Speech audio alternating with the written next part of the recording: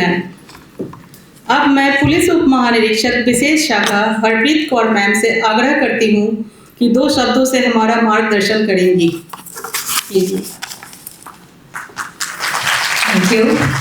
आज इस कार्यक्रम उड़ान जो कि महिला सशक्तिकरण, उनकी सुरक्षा और सम्मान पे आधारित विषय पे है, उसमें उपस्थित हमारे आदरणीय डीजीपी सर, आदरणीय एडीजी सीआईडी पारसनाथ सर, इस कार्यक्रम की विशिष्ट अतिथि miss Neetu Chandra ji, who has taken time out of her busy schedule to be amongst us, ADG weaker section sir Amit Chand sir, जिन्होंने इस पूरे प्रोग्राम को ऑर्गेनाइज किया है, मैम के एस अनुपम ma'am, special secretary home,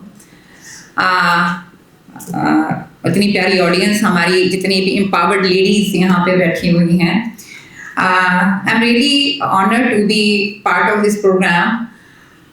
sir ने मुझे कल बताया, पर मुझे पता चला, as ma'am said, for any women, I think women empowerment is a very important subject.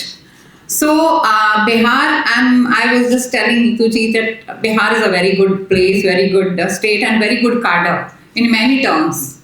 हम लोग लेडी ऑफिसर्स हैं, but we never felt कि हम लोगों में किसी भी तरीके से हमारे कॉम्पिटेंस को कभी किसी ने क्वेश्चन किया हो कि दे आर नॉट कॉम्पिटेंट, हमें कभी पोस्टिंग में डिस्क्रिमिनेशन हुआ। We felt very empowered to be in this state. This is a very good state cadre, and Neetu ji, I would like to tell you one thing. Bihar has the distinction of having the highest women representation in police department. That is about more than 26%. So that is highest in India. So our government is doing a lot for in every field, whether it's education, whether it's police department, and everywhere, like to make the girls that they get education, quality education, to give them facilities. जैसे ma'am ने mention किया अभी cycle योजना, बहुत सारी और भी अन्य योजनाएं हैं, और उनको जॉब में उनको आरक्षण दिया गया है ताकि वो फाइनेंशियली इंडिपेंडेंट हो सके। हमारे अगर मेरे से कोई चीज़ पूछेगा कि आपकी एम्पावरमेंट के लिए सबसे बहुत सारी चीज़ें हैं, एजुकेशन तो है ही, एजुकेशन से ही आपका बेस बनता है। Your financial independence is must. उससे आपका जो डिसीजन टेकिंग एबिलिटी है ना, उसमें आप और स्ट्रांग हो जाते हैं।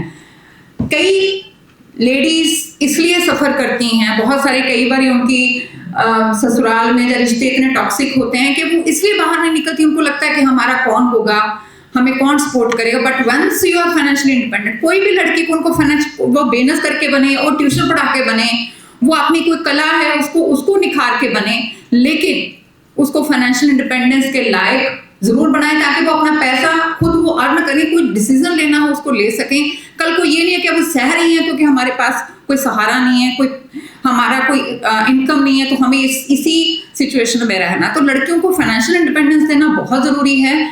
उसके लिए उनकी एजुकेशन पे फोकस करना। जैसे सेफ्टी पे अगर मैं बात करूं, सेफ्टी के लिए हम लोग क्या होता है, हमारे पास एक फ्रेमवर्क होता है, लीगल फ्रेमवर्क होता है, जो कि बहुत सारे कानून हैं, बहुत सारे लॉज हैं, रूल्स हैं, बहुत सारी जजमेंट्स हैं। वो एक फ्रेमवर्क है, उसके लिए एक मशीनरी दी होती है, पुलिस विभाग है, बहुत सारे विभाग हैं जो उस कानूनों को इम्प्लीमेंट करते हैं, ठीक है। वो एक लीगल फ्रेमवर्क है, लेकिन सेफ्टी कहाँ पे, तो हमें चाहिए उस कानूनों को कौन लेके आता है। पॉलिटिकल विल, कानून तभी आते हैं, एडमिनिस्ट्रेटिव विल तभी वो इम्प्लीमेंट होते हैं, ठीक है। लेकिन पर्सनल विल कहाँ से आती है? When you know your rights, you know कि हमारे लिए क्या प्रावधान है, हम उसको कैसे यूज कर सकते हैं। इन कानूनों का कोई फायदा नहीं है until you know for yourself कि हमें इन अधिकारों को इस्तेमाल कैसे करना है। किसी लड़की के साथ कुछ गलत हुआ, अंटिल शी कम्स अप, उसके पास वो पर्सनल बिल नहीं है ऊपर आने की, तो पॉलिटिकल बिल और एडमिनिस्ट्रेटिव बिल कुछ नहीं कर सकता वहां पे। इसलिए आपको उतना ही पर्सनली मेंटली एम्पावर्ड होना बहुत जरूरी है। तो एम्पावरमेंट ये तो एक फैसिलिटेटिव मैकेनिज्म है जो दिया गया है, लेकिन एक्चुअली एम्पावरमेंट कब आती है? जब फैमिली का माइंडसेट चेंज होता है, सोसाइटी का माइंडसेट चेंज होता है। सबसे इंपॉर्टेंट औरतों का, लड़कियों का खुद का माइंडसेट चेंज होता है, तभी वो एम्पावरमेंट आती है।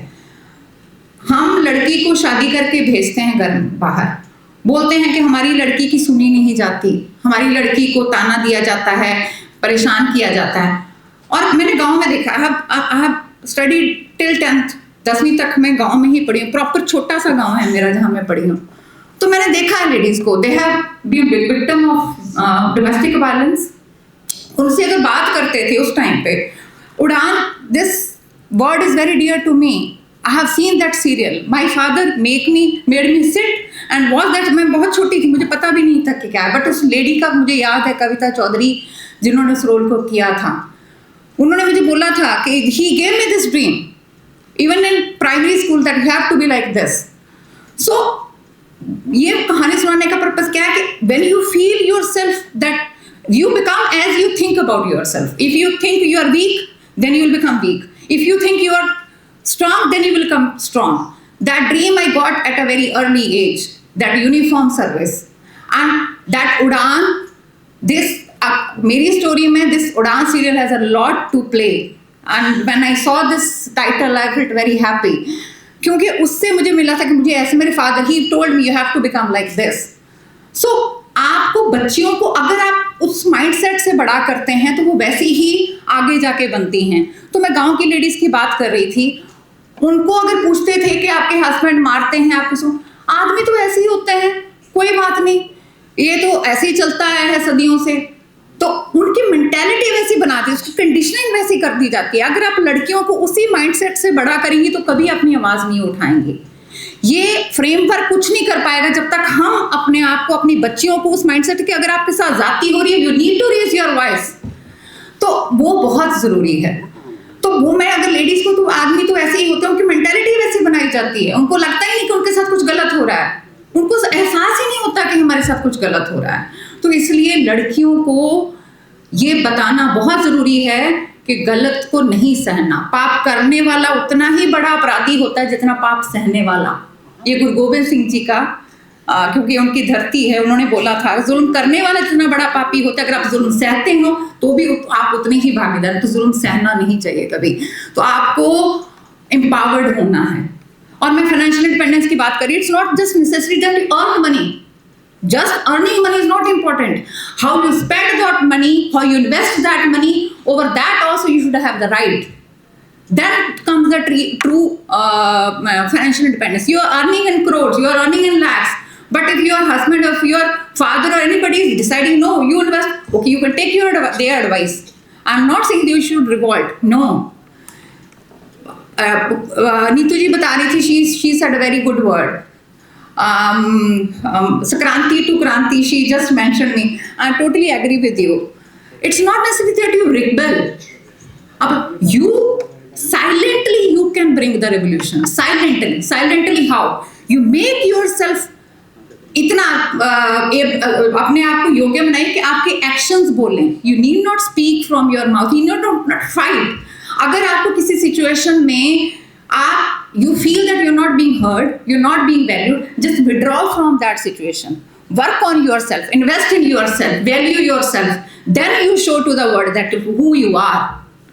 That is true empowerment. We talk about empowerment, but empowerment comes when you start investing in yourself, when you start realizing what you can do, what is your real potential. लड़की गाना चाहती है, घर वाले नहीं allow करते। ये mentality जब चेंज करनी पड़ेगी कि हाँ, अगर लड़की का मन है गाना गाने का, लड़की का मन है एक्ट्रेस बनने का, give her the opportunity. I am really proud of your parents that they help you in fulfilling your dream. We should be proud of the girls like her कि who had made up their name. ठीक है, you pursue your dreams. Ma'am ने जैसे करा, it's must to have a dream. सिर्फ हम अगर बातें करेंगे और डबल स्टैंडर्ड्स अडॉप्ट करेंगे, और सेम चीज, when you raise your kids, charity begins at home. When you raise your kids, whether girl or boy, you give the sanskar you give them, they make them the person they are in front of the world. वो कैसे आगे आते हैं, जैसा आप उनको बनाते हैं। घर का माहौल बच्चों की मेंटालिटी को बहुत हद तक इन्फ्लुएंस करता है। लड़कियों की सेफ्टी की बात करते हैं हम लोग, but how far we put so many restrictions on the girl. शाम को नहीं आना, ये नहीं करना, ये नहीं पहनना, ये नहीं बनना, वैसे नहीं करना। How much we tell our boys कि with which attitude outlook they should look at the girls.